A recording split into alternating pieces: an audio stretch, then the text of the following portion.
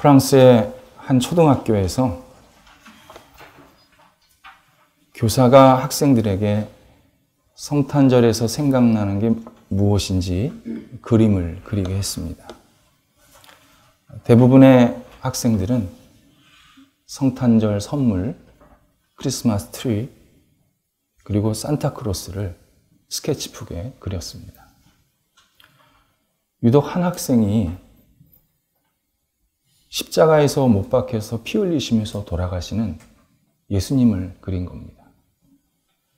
선생님이 깜짝 놀라서 이 아이의 부모를 오게 해서 면담을 하고 이 아이를 정신과 치료를 받게 했다고 합니다. 3년 전에 일어난 우리 시대의 현실적인 웃지 못할 사건이었습니다. 성탄절은 기독교 절기 중에서 유일하게 전 세계 사람들이 함께 즐거워하는 날입니다. 부활절도 큰 행사인데 부활을 안 믿는 사람이 많아서 다 동참하지 않습니다. 그런데 올해가 2019년이라는 것을 인정한다면 성탄절을 다 인정하는 겁니다. 그래서 성탄절은 누구나 예외 없이 기쁨으로 동참을 합니다. 우리나라에서는 사찰에서도 성탄을 축하합니다. 큰 프래카드라고 그러죠. 걸개를 걸어놓고 경내에다가는 성탄 장식을 하는 그러한 일도 있습니다. 이러한 모습을 보면서 그리스도인이나 예비 그리스도인이나 마음이 다 불편합니다. 신앙인은 성탄절인데 예수님, 구원자, 은혜 이런 말은 다 사라지고 캐롤과 선물만 난무합니다. 그나마 캐롤을 들으면 간접적으로 사람들이 예수님을 생각하겠지 기대라도 하겠는데 요즘에는 외부 스피커로 캐롤도 못 틀게 합니다. 그래서 이게 성탄절인지 무슨 날인지 잘 감이 안 옵니다. 성탄절의 본질은 쏙 빠지고 불우이웃돕기, 자선, 평화기원 등 지극히 인간적이고 윤리적인 이야기만 막 등장을 합니다. 거기에 상인들은 성탄절 기념 할인 행사라고 그래서 물건을 막 팔아대고 어떤 경우는 성탄절용 상품과 메뉴를 개발을 해서 아주 또 비싸게 팝니다. 정말 예수님이 여러 사람 살립니다. 그리스도인들이 보기에는 지금의 성탄절은 예수님을 빙자한 세속적인 잔치날 그렇게밖에 받아들이질 못합니다. 신앙이 없는 사람들도 불만이 있기는 마찬가지입니다. 기쁘다 구주 오셨네. 이런 노래 듣기 싫습니다. 아이들이 묻습니다. 구주가 뭐예요? 왜 기뻐요? 신앙이 없는 부모들은 난처합니다. 그리고 신경질 납니다. 12월 달 중에 유일하게 휴일이 성탄절인데 1년을 마무리하면서 가족들과 함께 좋은 시간 보내면 좋겠는데 종교가 들어오고 교회가 끼어들고 예수가 누구라고 이런 얘기를 막 여기저기서 하면 아주 불쾌합니다. 차라리 성탄절이라는 이름 빼고 그냥 하루 가족들과 쉬는 날 그렇게 정해놓으면 더 좋겠다. 그런 생각을 많이 갖고 있습니다. 하지만 신앙인과 신앙이 없는 분들이 한 발자국씩만 양보하면 성탄절은 더없이 기쁘고 즐거운 날이 됩니다. 신앙이 없는 분들은 적어도 성탄절이 예수님 때문에 생긴 날인 건 압니다. 예수님이 이 땅에 오신 것을 기념한 날이다. 그거 압니다. 그렇다면 약간의 기독교적인 색채가 들어간 노래, 이야기, 공연 등이 있으면 기독교에서는 이렇게 하는구나. 조금만 마음을 열고 받아들이면 훨씬 즐거운 성탄절을 보낼 수가 있습니다. 그리스도인들도 비록 사람들이 예수님이 누구인지 잘 모르지만 어려운 이웃들을 한번 돌아보고 그리고 내가 좋아하는 사람들과 마음이 담긴 선물을 주고받는 것이 신앙적으로도 절대 잘못된 것이 아니라는 것을 인식할 필요가 있습니다. 사람들이 예수님을 믿지 않아도 이 땅에 오신 예수님을 우리가 먼저 기쁜 마음으로 기념하면서 예수님이 하신 여러 가지 일들을 사람들한테 함께 나눈다라는 마음으로 조금만 마음을 열면 믿지 않는 사람들의 행동도 이해가 됩니다. 더욱이 가족들과 함께 좋은 시간을 보내고 또 가족들과 성탄 트리도 꾸미고 나아가서 사랑하는 사람들과 의미 있는 시간을 보낸다면 적어도 성탄절이 그런 기회를 준 거 아니냐. 그렇게 넓게 생각할 수 있습니다. 예수님께서 너희들 나 믿지 않으려면 성탄절 즐기지 마. 그런 말 하신 것도 아니고 더욱이 성탄절은 이렇게 지켜야 됩니다. 무슨 원칙이 있는 것도 아닙니다. 요즘은 상업성을 배제하고 성탄절, 순수한 성탄의 의미만 말하기에는 너무 복잡한 시대가 됐습니다. 일례로 교인들 중에 성탄절이 대목인 분들이 계십니다. 원님 덕에 나팔 분다고 배고플 때는 잔치집에 앉아 있으라는 그런 속담도 있듯이 현대를 살아가는 그리스도인들은 조금 더 넓은 마음으로 성탄절을 좀 받아주고 이해할 필요가 있습니다. 그리스도인이든 그리스도인이 아니든 정말 붙잡아야 될 것은 따로 있습니다. 성탄절이 너무 화려하다. 무슨 왜 이러냐? 이건 다 겉에 겁니다. 진짜 우리가 붙잡아야 될 핵심적인 내용은 별도로 있습니다. 특별히 그리스도인들은 이것을 마음속에 깊이 간직해야 될 굉장히 중요한 것입니다. 그것은 다름 아닌 예수님이 왜 세상에 오셔야 했냐? 그 이유입니다. 그 이유만 붙잡으시면 됩니다. 예수님께서 왜 좋은 자리를 놔두시고 왜 이 땅에 꼭 오셔야 되냐? 그 이유가 우리 안에 꼭 박혀 있어야 합니다. 오늘 본문이 그 이유를 우리들한테 잘 보여주고 있습니다. 베드로가 고넬료가 보낸 사람들과 이방인입니다. 이방인들과 하루를 지내고 그 다음날 고넬료를 만나러 출발을 합니다. 욥바를 떠난 지 이튿날 곧 고넬료가 환상을 본 4일째 되는 날 드디어 고넬료가 있는 가이사라에 도착을 하게 됩니다. 그런데 고넬료는 이미 진작부터 자기를 비롯해서 자기 가족들을 다 불러 모으고 친한 지인들을 다 불러 모아서 베드로를 기다리고 있었습니다. 이것이 고넬료의 믿음입니다. 베드로가 올지 안 올지 어떻게 알고요? 어떻게 알고 자기뿐만 아니라 많은 사람들을 불러서 모아놨냔 말이죠. 고넬료는 하나님께서 자기에게 보여주신 환상, 하나님의 뜻을 확신했습니다.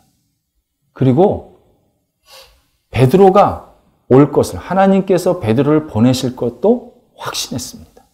그래서 사람들을 불러 모을 수 있었던 것입니다. 또한 하나님께서 베드로를 통해서 자기에게 하시는 말씀이 자기만 들을 게 아니라 우리 식구들, 지인들이 반드시 들어야 할 진리의 말씀이다. 이것에 대한 확신이 있었습니다. 그래서 사람들을 불러 모아놓고 그 진리의 말씀을 함께 듣고 우리 진리 위에 같이 살아야겠다. 그러한 간절한 기대감이 있었습니다. 이것이 고넬료의 믿음이고 사랑의 표현입니다. 23절에서 25절에 보니까 베드로가 고넬료의 집에 들어오기도 전에 고넬료가 뛰어나가서 베드로를 맞이하면서 엎드려서 절을 합니다. 고넬료가 그만큼 너무 기다렸고 그리고 와 주셔서 너무 고맙다, 감사하다는 표현을 한 것이고 그리고 당신을 우리가 압니다 하는 존경의 표시로 엎드려 절을 합니다. 이에 베드로는 이 인사를 정중하게 거절을 합니다. 일으켜 세웁니다. 그리고 이런 얘기를 합니다. 나도 인간이다. 나한테 절할 필요 없다. 나도 인간이다. 그러면서 같이 집 안으로 들어가게 됩니다. 며칠 전까지만 해도 베드로는 유대인과 이방인은 절대 섞일 수 없다고 생각했던 사람입니다. 며칠 전까지만 해도 만나서도 안 되고 밥을 먹어서도 안 되고 교제해서도 안 되고 이것에 대한 분명한 그러한 전통과 확신을 가지고 있었던 사람입니다. 그래서 28절에서 유대인이 이방인과 가까이 하는 것은 안 된다. 교제하는 것은 안 된다. 위법이다. 이런 표현을 먼저 씁니다. 자기가 지금 이방인 집에 와서 사람들을 만나고 함께 이야기하고 함께 교제하는 것은 유대 사회에서 적지 않은 문제가 될 수 있다. 미리 얘기를 해주는 겁니다. 더욱이 지금 있는 곳은 유대인들이 득실거리는 이스라엘 땅 가이사랴입니다. 무슨 일이 벌어질지 모릅니다. 하지만 베드로가 하나님께서 보여주신 환상을 보고 난 이후에 베드로는 더 이상 이방인을 상대하는 것이 문제가 되지 않는다고 확신합니다. 유대인이 이방인을 상대로 밥을 먹고 같이 잠을 자고 같이 교제한다고 예수님을 믿는 신앙이 잘못된다고 그거 분명히 아니라는 사실을 하나님께 확답을 받았습니다. 무엇보다 하나님께서 이방인을 너무 사랑하십니다. 이방인은 다 우리입니다. 우리가 다 구원받기를 원하십니다. 이것을 베드로가 분명히 확인했습니다. 그래서 조금 더 거리낌이 생기지 않았습니다. 그래서 마음껏 고넬료와 함께 교제를 시작을 합니다. 그리고 고넬료에게 묻습니다. 나는 이렇게 해서 왔는데 나 왜 불렀수? 이제서야 이제 이유를 물어보는 겁니다. 이때 고넬료가 내가 4일 전에 하나님께서 환상을 보여주셨는데 베드로를 데리고 오라 그럽니다. 그래서 난 순종하는 마음으로 나도 왜 오라 그러는지 모릅니다. 그냥 순종하는 마음으로 베드로를 초청했고 당신이 우리 집에 왔습니다. 이렇게 이야기를 합니다. 그렇다면 왜 하나님은 베드로와 고넬료를 만나게 하셨을까요? 아주 중요한 질문입니다. 고넬료는 의인이고 경건한 사람이었습니다. 그런데 고넬료가 의로움을 가진다고 해서 내가 구원을 받았다. 내가 죄의 용서를 받았다라는 확신을 생기지가 않았습니다. 내가 의롭게 하고 막 경건한 삶을 막 살려고 노력하면 노력할수록 뭐가 내가 부족하다. 내가 뭐가 하나 빠졌지? 막 이런 갈증이 생긴 거 있었습니다. 하나님께서 베드로의 이 마음과 한계를 헤아리셔서 고넬료의 그 한계를 헤아리셔서 베드로를 보내주십니다. 왜냐하면 베드로는 누구보다도 처절하게 인간의 힘 때문에 실패한 사람입니다. 예수님께서 나를 따르라 제일 먼저 부르신 제자가 베드로입니다. 나를 따르라고 말을 했을 때 전 재산, 곧 그물과 배를 버리고 예수님을 쫓았습니다. 그리고 자기의 열심과 그리고 자기의 힘으로 얼마나 예수님을 3년 동안 따라다녔는지 모릅니다. 근데 결과가 무엇인지 아십니까? 예수님을 배신했습니다. 그리고 도망갔습니다. 그때 베드로가 가졌던 그 처절한 인간적인 패배감은 이루 말할 수가 없습니다. 정말 죽고 싶었을 것입니다. 그때 십자가에 돌아가셔서 부활하신 예수님을 다시 만나고 나서야 그제서야 새로운 인생이 시작이 됩니다. 베드로는 인간적인 힘으로 무엇인가를 성취하려는 것이 얼마나 사람을 피곤해하게 하고 좌절하게 하는지 아주 몸으로 제대로 체험한 사람입니다. 하나님께서는 베드로에게 네 경험을 고넬료에게 나누어라. 그리고 예수 그리스도를 만나고 믿고 의지하지 않고는 결코 너의 문제를 해결할 수 없다. 이것을 분명하게 전하라. 이제서야 베드로가 그것을 깨닫게 됩니다. 사람은 자기의 문제를 스스로 해결할 수가 없습니다. 더러운 물을 가만히 놔둔다고 마실 수 있는 물이 되질 않습니다. 거름종이에 걸르든지 물을 끓여야 마실 수 있습니다. 다른 표현으로 하면 외부에서 힘이 들어가야 물이 깨끗해집니다. 어두움이 정상적이지 않다는 것은 모든 사람들이 다 압니다. 나는 어두움이 좋아. 그런 사람은 거의 없습니다. 어두움은 싫어. 어두움은 빨리 없어져야 돼. 좀 밝아져야 돼. 그렇게 다 생각을 합니다. 근데 어두움 내부적으로는 전혀 어두움이 해결이 안 됩니다. 빛이 비춰져야 합니다. 빛이 비춰진다는 소리는 외부에서 빛이 들어가야 된다는 소리입니다. 그래야 어두움이 하나씩 환하게 바뀌기 시작합니다. 인간의 눈은 멀었습니다. 아무리 좋은 길을 내가 찾으려고 해도 잡히지가 않습니다. 이게 어딘지를 모르겠습니다. 빛이신 예수님이 우리 안에 와야, 빛이신 예수님이 우리 앞에 있어야 그분의 인도함을 따라서 내가 구원도 얻고 우리가 최고의 가치라고 여기는 희망, 용서, 사랑 이런 것도 얻고서 살아갈 수가 있습니다. 최고의 가치나 그리고 구원은 절대 사람이 스스로 만들지를 못합니다. 만들면 만들려고 할수록 더 처절하게 실패합니다. 그리고 마지막에 뭐라 그러는지 아십니까? 이 길이 아니었어. 이게 아니었어. 후회합니다. 나에게 바른 길을 보여주시고 나를 구원해 주실 것은 빛이신 예수님밖에 없습니다. 그런데 문제는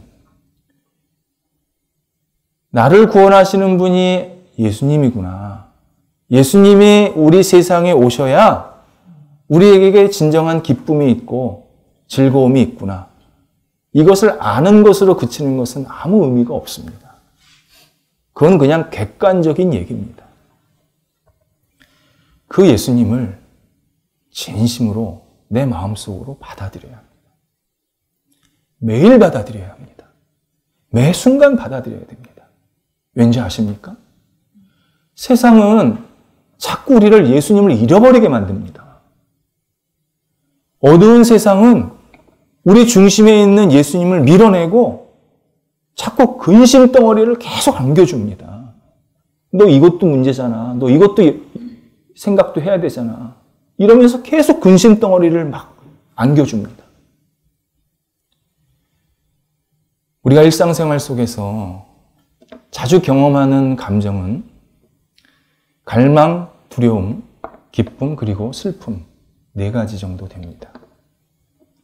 갈망은 내가 원하는 것을 얻고자 하는 소원입니다. 나 이거 이루고 싶다.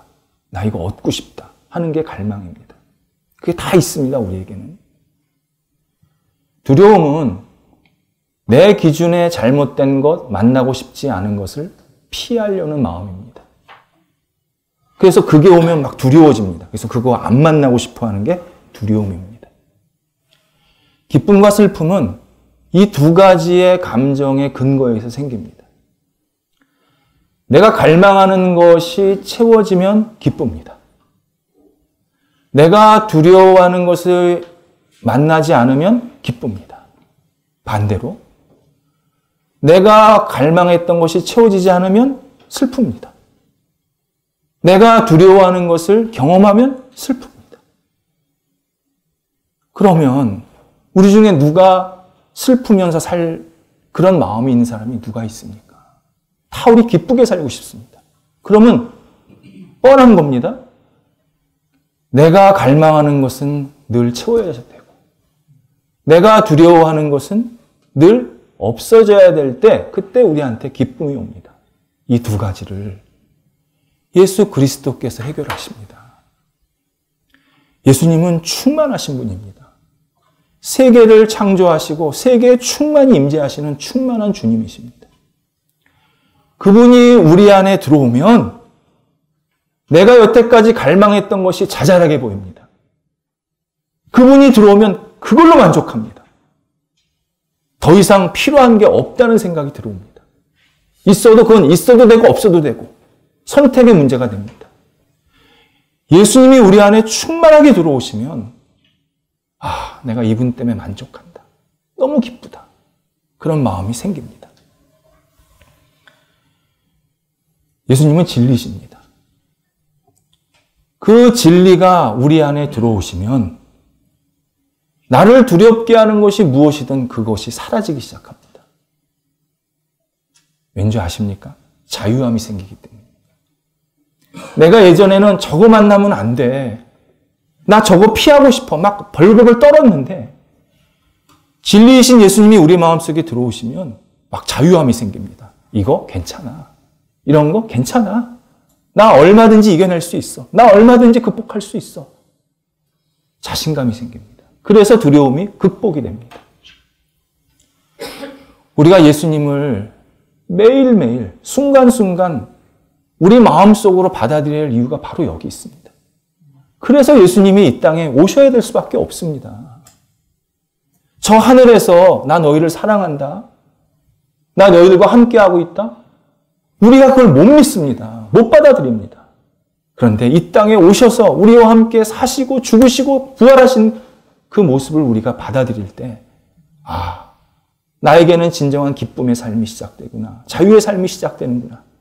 이렇게 고백할 수 있게 됩니다. 근데 우리가 한 가지 확인할 것이 있습니다. 고넬료가 예수님을 받아들이는 그 장면, 그러니까 베드로를 통해서 예수님을 이제 소개받고 예수님을 받아들이게 되는데요. 그 받아들이는 장면이 굉장히 의미가 있습니다. 33절에 보니까 베드로에게 이렇게 얘기합니다. 하나님께서 당신을 통해서 우리에게 이야기하시는 것을 들으려고 우리가 하나님 앞에 있습니다. 이렇게 고백을 합니다. 고넬료는 간절한 들음의 마음이 있었습니다. 듣고 싶은 마음이 있었습니다. 신앙은요, 듣고 싶은 마음에서부터 변화가 시작이 됩니다. 귀로 듣는 게 아닙니다. 마음으로 듣는 겁니다. 내 마음을 활짝 열어놓고 듣기 시작하면 내 안에 신앙의 집중력이 생깁니다.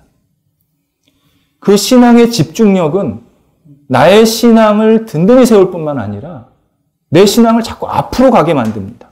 더 발전하게 만듭니다. 그뿐이 아닙니다.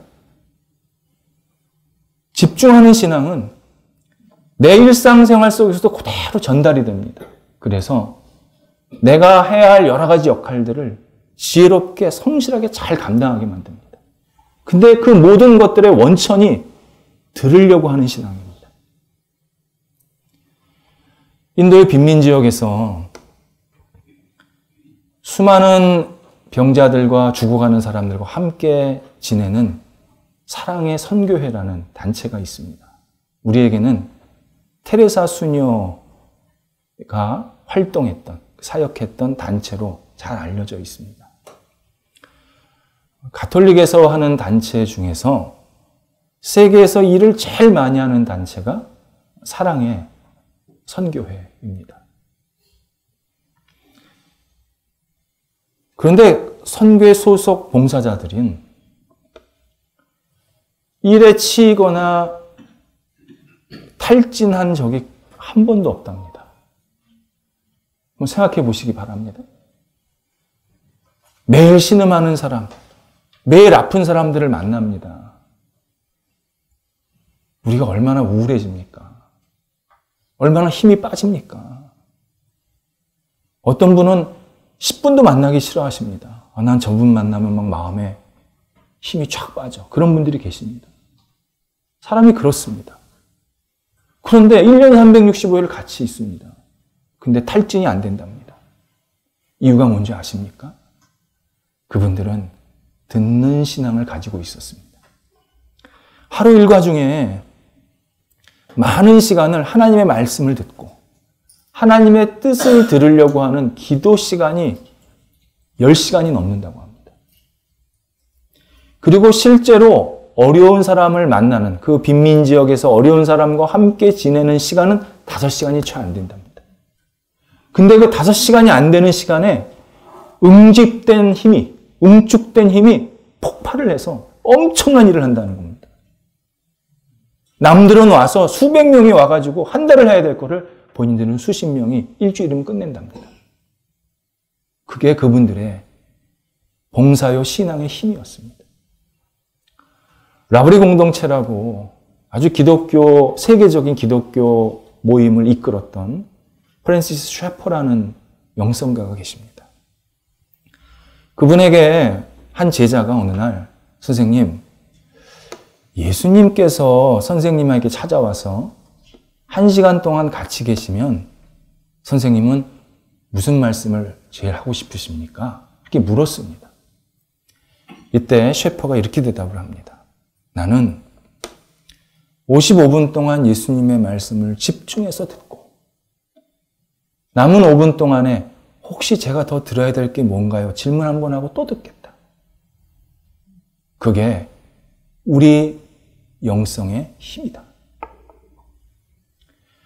예수님은 우리를 만나러 오셨습니다. 이 예수님을 우리가 기쁜 마음으로 집중해서 받아들이고 들으면 예수님께서는 나를 통해서 끊임없이 선한 일, 새로운 일들을 계속 만들어 가십니다. 단순히 신앙적인 일뿐만이 아니라 우리가 세상 속에서 해야 할 일도 계속 나를 통해서 만들어 가십니다. 그래서 내가 예수님을 받아들이는 일, 매일 매 순간 받아들이는 일은 나와 내 주변 사람들에게 늘 역사적인 사건이 됩니다. 나는 예수님을 받아들였다고 생각을 하는데 예수님은 나의 받아들임을 통해서 놀라운 일들을 계속 펼쳐 나가십니다. 예수님께서 베드로와 고넬료를 통해서 그 역사를 펼쳐 나가기 시작을 하십니다. 우리에게도 이런 역사적인 사건이 일어나야 합니다. 매일, 매 순간 예수 그리스도를 우리 마음속으로 기쁘게 받아들여서 우리를 통해서 일하시는 예수님, 우리를 통해서 영광 받으시는 그 예수님이 세상 속에서 증거될 때 우리는 역사 속에 하나님이 인정하시는 하나님의 사람이 돼 가는 것입니다. 기도하겠습니다. 하나님, 저희들을 사랑하셔서 이 땅에 찾아오신 예수님을 기쁜 마음으로 받아들입니다. 주님, 영원토록 우리 안에 중심으로 들어와 주옵소서. 자꾸 놓칩니다. 잊어버립니다. 그리고 어두운 세력이 중심에서 예수님을 쫓아냅니다. 오 주님, 주님이 우리 중심에 들어오게 하시고 우리 교회의 중심이 되어주시고 우리 가정의 중심이 되어주시고 이 사회의 중심이 되어 주시옵소서. 예수님의 이름으로 기도드립니다. 아멘.